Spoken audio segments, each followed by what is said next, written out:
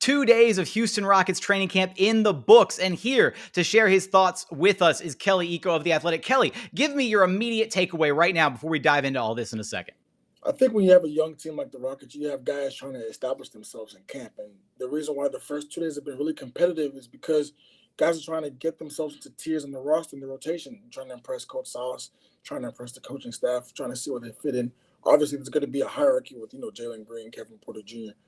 But after that, it's up for grabs. So I think this week in Galveston is going to be key for seeing where the chips fall. We're going to dive into the takeaways from the first couple of days of training camp and all of that and more coming up right here at Locked On Rockets. It's the Locked On Podcast Network, your team every day.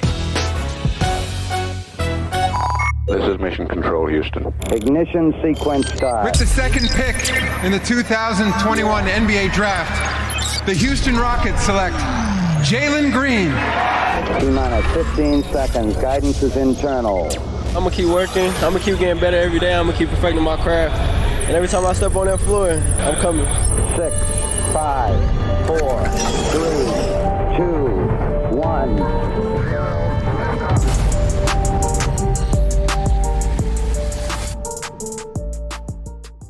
What's up, and welcome to another episode of Locked On Rockets, the best and only daily podcast covering your Houston Rockets. As always, I'm your host, Jackson Gatlin, native Houstonian and partner at Apollo Media. Be sure to follow along on Twitter at JT Gatlin, the show, of course, at Locked On Rockets, as well as at Apollo HOU. Today's episode is brought to you by RockAuto.com. Amazing selection, reliably low prices, all the parts your car will ever need. Be sure to visit RockAuto.com. Now, joining us to break down the first couple days of Rockets training camp, as well as some preliminary media day thoughts, all that good stuff, is the Rockets beat writer for The Athletic, Houston, one Kelly Iko. What's up, Kelly? How you doing?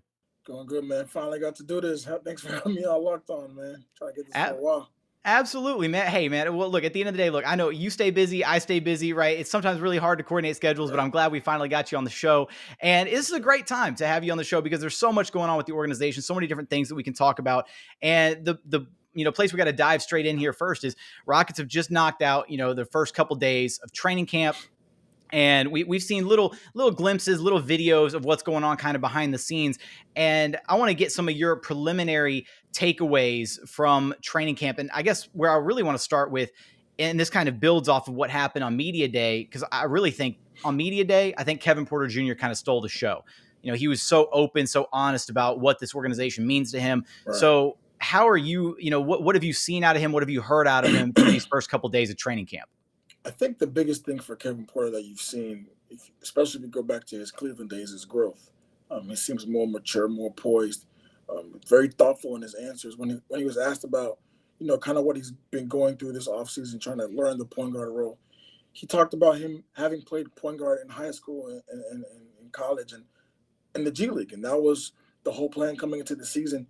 That was the whole reason why he was sent down to the G League, was to learn the point guard role, play in the Viper system, which is a similar to the Rockets. And now having that experience, being able to play alongside of Jalen Green and kind of put the offense and put the stamp on the offense, that's the biggest thing for him. He spoke about, John Lucas and Stephen Silas being that open door policy that the Rockets have, just talking about everything, because he said on Media Day, sometimes he doesn't want to think about basketball at all. And as a human being, your job is your job, but sometimes you want to get away from work and just be a human being and enjoy life. And that's the good thing about him being in Houston with those guys, is being able to connect and relate with those guys on different levels. Now, when it comes to learning the system and going through camp, and obviously that will come. There'll be ups and downs. Even from last season, there were ups and downs on his play, but he can be someone that can be the point guard of the future. He just needs the right grooming, the right tools, and the right pieces around him. How important do you think that relationship is between him and Coach John Lucas and where he's come, from where he came from with the situation in Cleveland to then being in Houston and kind of getting groomed to the point that he's at right now? How important do you think that relationship is? I think it's underrated how important it is, because John Lucas is somebody, and I've said this before, he's been through every kind of situation possible in this league. So there's nothing that surprises him. And when Kevin was basically assigned to John Lucas, it was another project and someone that you need to stay close to, give him comfort, give him nourishment and love. He's a young guy. He's not even 22 yet, and he's been through so much already in his life. So I think the biggest thing for John Lucas was kind of being there as a presence and a sense of peace. And one thing Kevin Porter Jr. has said that the Rockets have given him is peace and understanding. There are guys that will judge you for your past and, kind of treat you a certain way, but the Rockets weren't a team that did that. They just wanted to bring him in. They knew his potential and talent, and they knew what it could be. So him being around those guys like John Lucas, someone that's going to be on you, is going to give you a headache, but he's doing it for the right reasons, is a good thing to have. I think one of the most important things that we found out through these first 2 days of training camp is that KPJ believes himself. He came out and said, "I'm 6'6", right?" And it was like he's been listed at 6'4" for a minute, and we all knew, him standing there at Summer League. Right there's the picture of him dapping up Jalen Green, and they were both pretty much the exact same height. And then he also follows up saying, "I'm 6'9" with the hair," which had to have been a nice little funny moment for you guys. Yeah, because I wasn't aware of the whole controversy at first, but I mean, it makes sense. People thought he was 6'3", 6'4", but he's actually pretty big. And he said that if he stands next to Gup or Green, he's taller than those guys. I haven't seen them stand shoulder to shoulder, so I can't confirm that. But if he says it, he says it. So, the Rockets have a pretty sizable backcourt. If you have Jalen Green, who's 6'5.5", and you have Porter, who's 6'6", they are lanky, but there's some size there. So they're all a lot of tools to work with, but it was a good moment for him. It's kind of good to see him getting loose and going with the fun, because it's a fun job, playing the league, being around those guys, competing at the highest level. It can be fun. So it's good to see him, in good spirits. Now, we did find out that Alperen Şengün, has missed out, unfortunately, on the first couple of days of training camp due to a non-COVID related illness, but the Rockets kind of keeping him up to speed, sending him videos and everything of the concepts that they're working on. But of the Rockets that we didn't get to hear from at Media Day, who have you heard from that? Right. Josh Christopher spoke a little bit. And who else have you seen or had a chance to catch up with that you didn't get to hear from, or that we didn't get to hear from on Media Day? I think, did Kenyon speak at Media Day? I'm not sure. I know Josh spoke today, and that was great. I think, Josh and Armani. But the biggest thing for Josh was, everyone knows, the Summer League and how he was intense on defense and getting after it defensively. But coming to the Rockets team, playing with those other guys is a bit different. You have to be able to do different roles, be a playmaker, play off the ball, be able to switch, be able to speak and communicate. And he's learning that. He said that it's been a big adjustment going to the speed of the Rockets because Stephen Silas wants to play very fast. He's stressed that every day to those guys. They want to be probably number one in pace this season. But at the same time, they want to play under control. And, having a young roster, there are times where it can get messy. When you have guys that want to play nonstop, there are going to be mistakes. But you have to find that healthy balance between playing fast and playing slow, playing under control. So for Josh Christopher, just getting up to speed and expressing himself on the court, if the ball is in his hands or not, has been the biggest thing for him so far. You're talking about some of the roles, and I want to focus in on a few guys, elsewhere on the roster. Eric Gordon, Dante Exum, and DJ Augustin. Want to talk about their roles and what you think their contributions to this team are going to look like. But before we get to that, I do want to also dive into a debate that's been kind of, prevalent in the Rockets fandom space, Rockets Twitter, is, who should be the fifth starter for this team. We're going to get there after a quick message from our friends over at Sleeper.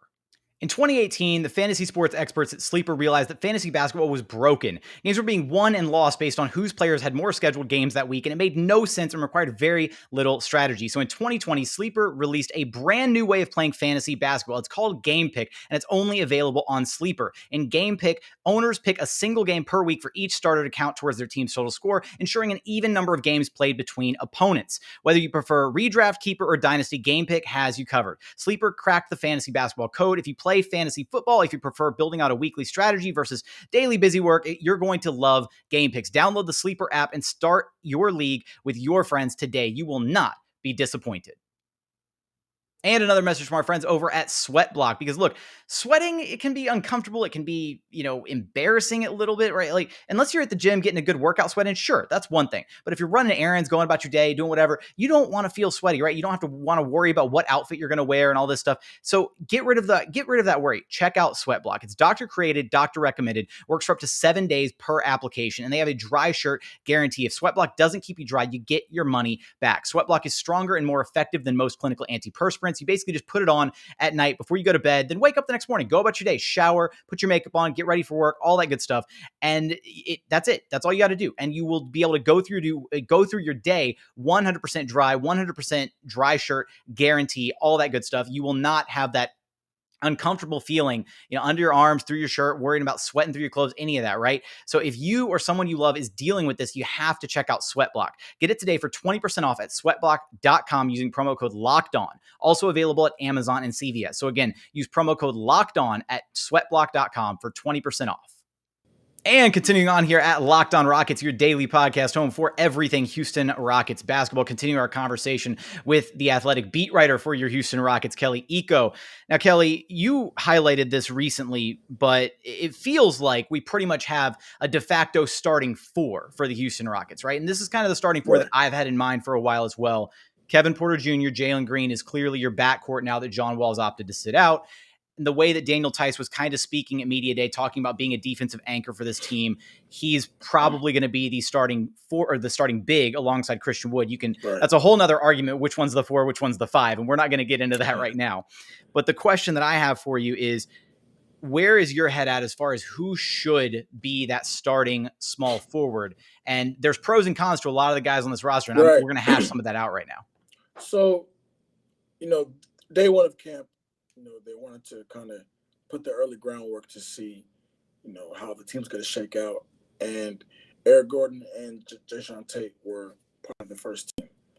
Today, Daniel House was part of the first team as well. Eric Gordon was part of the second team. Him and Tate kind of toggled in and out of that starter spot. Right now, the way I understand it, Tate should be the starter right now, and House probably prefers to come off the bench anyway. Just being able to run the second unit with Eric Gordon is going to be beneficial to him, getting his touches and being able to play, make, impact the game while you're staggering, Green and Kevin Porter Jr. But right now, I think Tate should be the starter. He has, if you look at the body of work from last season, he has that advantage being able to play under Stephen Silas and impressing them because he was there for all 80 odd games and he ended the year all rookie honors. He had a really good rookie season, and he showcased his ability to defend 1 through 5. He could handle the ball some. His shot's still coming along, but if he can get that shot to 35%, it's not a minus anymore on the court. So I think as it stands right now, I think Tate should be seen as the fifth starter, and then you have Gordon, House off the bench, providing that scoring and ball handling and defending as well. So right now, it's going to be a couple of days to figure it out because the first game isn't until the 4th. But right now, the Rockets are going through a phase where they're trying to see how the starters go against the second unit, and they were looking at Gordon, House, and Tate. But today, it was House and Tate man that fifth spot. I think one of the biggest, arguments for House over Jae'Sean Tate in that potential starting spot that I've seen a lot of is because House is a bit more of a consistent outside shooter, as well as his ability to be able to create off the bounce. And then the argument in favor of Jae'Sean Tate being off the bench is utilizing him a bit more as a playmaker off the bench and kind of maybe potentially being able to run a bit of that second unit. Do you kind of see it from that standpoint as well, and why that would make a little bit more sense? So today, whenever House was in the game,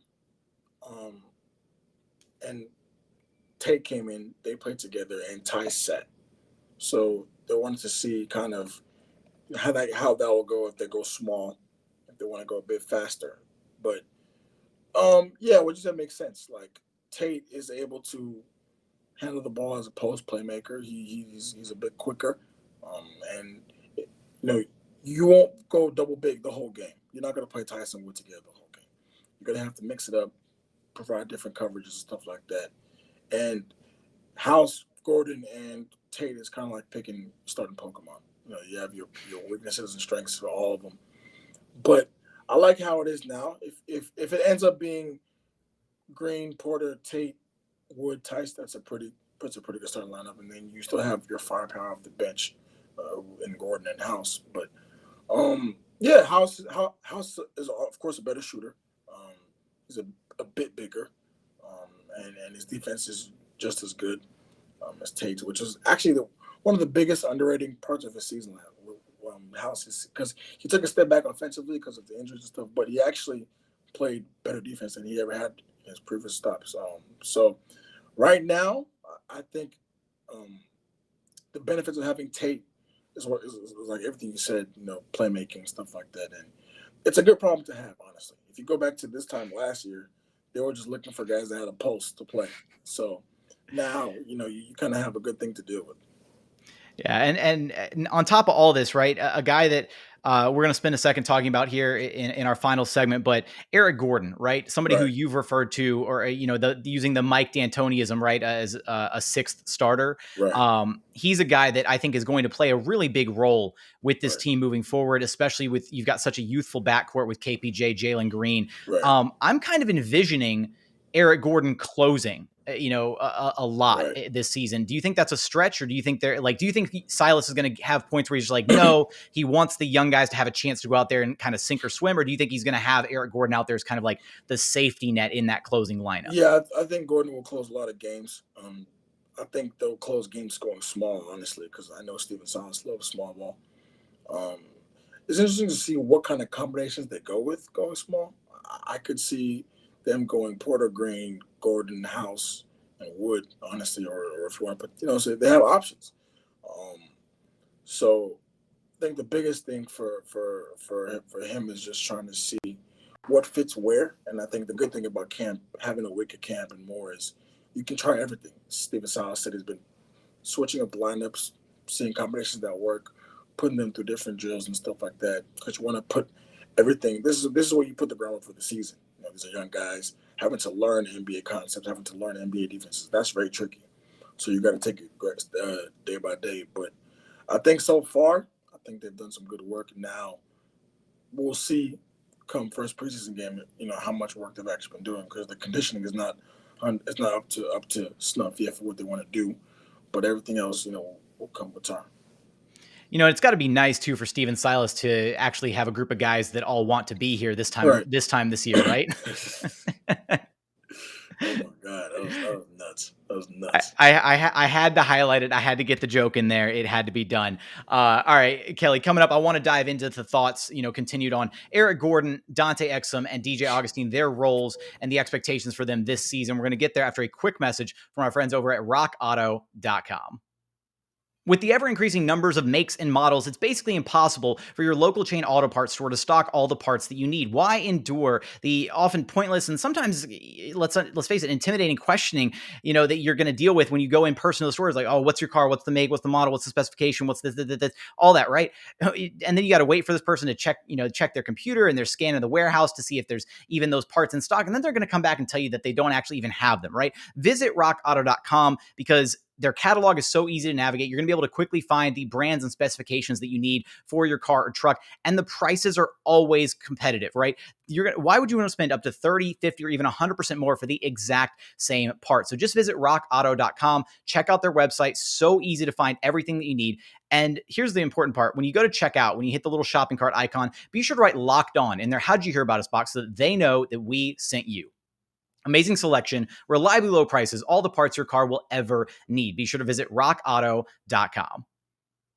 And another message from our friends over at betonline.ag, because we are back and better than ever. All eyes are on the gridiron as teams are back to start another football season. They've also got you covered for baseball, basketball, UFC, MMA, hockey, just everything you can imagine over at BetOnline. So with a new updated site and interface, they've got more odds, props, and contests, everything that you can imagine over at BetOnline. So head over to their website and use promo code NFL100 or Locked On to receive a 100% welcome bonus on your very first deposit. Again, that's double your initial deposit just for signing up using promo code NFL100 or Locked On. They've got you for football, basketball, boxing, right down to your favorite Vegas casino games. So don't wait to take advantage of all the amazing offers available for the 2021 season. BetOnline, the fastest and easiest way to bet on all of your favorite sports action. BetOnline, your online sportsbook experts.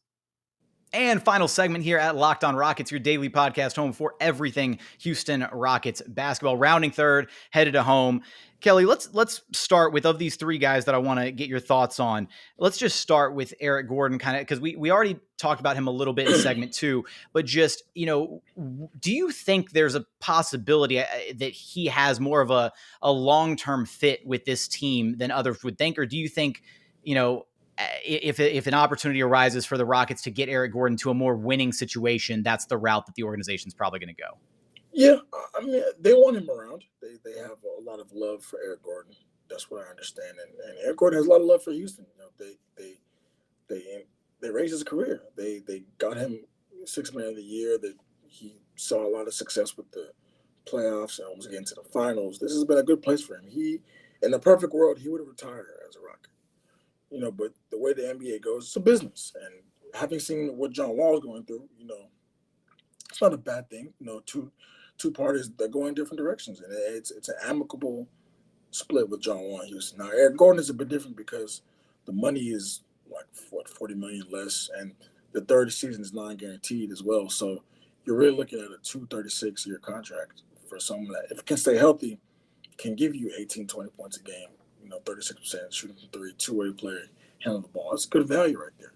So I wouldn't be surprised, if he's on the team, for a good part of the season. But then again, if someone comes calling or on the deadline, I don't see why the Rockets would say no, because like John Wall, you do want to get those other guys minutes. You still want to get Christopher in there. You want to get Kenyon Martin Jr. in there. You want to get Armani Brooks in there, those guys minutes. And while Eric Gordon is a great player, he does take up a lot of minutes in rotation. He expects to play 30-plus minutes a game. So it really comes down to what the market is for him right now. And there have been teams that have been sniffing around in the past, obviously, because of his skill set, and contenders have been itching to get that on their roster. But it's going to be a process like John Wall's. And with those two, you're talking about Eric Gordon and the amount of minutes that he's going to absorb. And that's why I picked these three guys specifically, right, because I think the Rockets don't, one, they had a glut of guards with John Wall in the fray. And then thankfully Wall just tipped his cap and said, you know what, I'm just going to sit over here on the sidelines and be the highest paid, assistant coach in NBA history. So obviously a bulk of the guard minutes are going to go to KPJ, Jalen Green, and Eric Gordon. And then you've got kind of the other question marks on the roster, right? You've got Josh Christopher, you've got Dante Exum, and you've got DJ Augustin. So of two of those three names, I don't want to get into Christopher quite just yet today, because I kind of think, and I correct me if I'm wrong, he's probably going to be a guy that's going to see a decent bit of time at the G League level, I think, right? Yeah, I think it's a good get. It's a good shot. That was the plan, obviously, before on draft night, just to get him some minutes and stuff like that. But who knows? He might impress in camp and stay up longer. But I still think he would benefit from a G League stint, just getting games, minutes. Guys want to play. And if you're playing in a system that's similar to Houston's, you can't do much worse than that. So I think it'd be good for him. But going back to your original question with DJ Augustin, and Augustin has been playing really well. Everyone knows his story. He's always been seen as a guy that's going to lead your second unit, but he's also a leader. He's also a veteran. He's also a guy that has a high IQ and can teach those younger guys, can teach Porter, can teach Green. It's honestly, to me, it's better to have him teach than, someone like John who already has to fill up the door. I think DJ, having been on the roster and still wanting to play, it can be extremely beneficial. Exum is a bit different because he hasn't played. This has been the most he's practiced with the team since he's joined the team. Was the decision to bring Exum back a shock to you? Were you surprised by that? Yeah, I was. But at the same time, I understand that because the Rockets kind of want to see what they could get from him. And he had a pretty good Olympic showing. So if he's somebody that, injuries happen, you want a guy that's still athletic, lengthy, can still run the floor, can still run an NBA offense. It's a good guy to have on the roster. You can do much worse than that. So I do understand why they ultimately brought him back, but it kind of surprised me at first, given, the injuries and stuff like that and where the team was going. I definitely, I mean, all last season, right? I felt like we never saw Dante Exum. It felt like he didn't exist. I thought the Rockets were just going to kind of weekend at Bernie's him out onto the sidelines to start the season after the announcement of the contract situation. But between those two, is there a clear like pecking order? Do you have like DJ Augustin ahead of Exum in the depth chart for sure? For sure. DJ is going to play this season. You think it's going to be something? You think it's going to be a kind of like a just in my eyes? I'm envisioning a role for DJ Augustin kind of being like just those like spot backup point guard minutes. Like I'm thinking like 6-7 minutes a half, basically when Kevin Porter Jr. sits, because those are really your only two de facto like point guards on the roster. And even some might look at KPJ and say, oh, well, is he really a point guard? And I would direct those people to the tweet that he said, I am a point guard. So, but realistically, those are your two primary, whatever you want to call them, lead guard, primary facilitator, primary playmaker. Those are the only two guys on the roster that have that skill set. Right. So from that perspective alone, I think that's why you'll see a lot of DJ Augustin, because they do need somebody who knows what he's doing, who's been there, done that, can kind of stabilize the ship at times. Because, going back to those Chris Paul years, those were the times where the Rockets either extended leads or came back in games when you staggered James and Chris, you had Chris on the floor with the second unit. In the end of the first quarter, beginning of the second, that's how you get back in those games. So Augustin, having him out there is going to be extremely crucial, being an extension of Stephen Silas on the floor, and just being able to kind of control the young guys on the floor, run the NBA offense. What are you most looking forward to, Kelly, as we're going through these next few days of Rockets training camp in Galveston? What are you most looking forward to? I'm looking forward to seeing how Green and Porter play off each other. That's your backcourt of the future. Two guys that can handle the ball, can score, can create for others. But that's going to be the next Rockets backcourt for hopefully that they see for the next 7-8 years. So being able to see those guys grow together is what I'm looking forward to the most. Obviously, another close second is seeing how they adjust from last season, defensively. They played a lot of drop coverage last season. Theis is more of a switcher. Wood wants to switch. He doesn't want to play drop at all. They want to be able to switch because it's like a pride thing. I was talking to Theis today. It's more of a pride thing. Christian Wood's been very prideful on his defense. He wants to earn the respect from the coach staff for being able to guard those guys in the wing and the perimeter and stuff like that. So I don't think they like dropping as much as they did last season. So even in camp today, they've been doing a lot of switching, a lot more traditional coverages for defense. So that's what I'm looking forward to the most. That's going to be exciting to see once we actually get a chance to see it in the Rockets' first preseason game right around the corner. Kelly, always a pleasure to be able to, talk with you, to be able to chat basketball hoops. I'm glad to finally have been able to get you on the show. Our schedules finally coalesced. Go ahead and let everybody know what you got cooking up for us over at The Athletic. I got a lot of shit going. Sorry, I can't cuss. You can cuss on this podcast. It's not like, it's okay. It's PG-13 here. I don't do it that often. I got a Theis exclusive coming. I got a Tate exclusive coming. I got a big profile on Dan. I'm working on that for like 4 months on it with Dan House. It's real introspective. Obviously some more stuff from camp. But just keep an eye out. Subscribe to The Athletic. We got a 50% off sale right now. If you didn't cover for me, that's the best coverage out there. Not even me. Like, you got NBA, the best writers out in the country. So we got a lot of stuff coming up. So just keep up. Shoot me a message if you want to talk hoops. Yeah. Hey, absolutely. And I got to say, Kelly, congratulations to you for getting your extension with The Athletic. It's always a pleasure to be able to see what you're writing. I've said it time and time before, but when I get to crack open an article by Kelly Eco, I know it's going to be a banger. Absolutely, every single time. That means a lot, brother. That means a lot. Hey, and you're a natural at this. You're doing your thing out here, man. It's good to see. I appreciate you, my guy. As always, a pleasure. Thanks for stopping by the show. We really appreciate it, man. Yes, sir. Peace out. All right, that's going to do it for today's episode. As always, thank you so much for watching. Thank you so much for listening. And we look forward to having you back right here at Locked On Rockets, your daily podcast home for everything Houston Rockets basketball.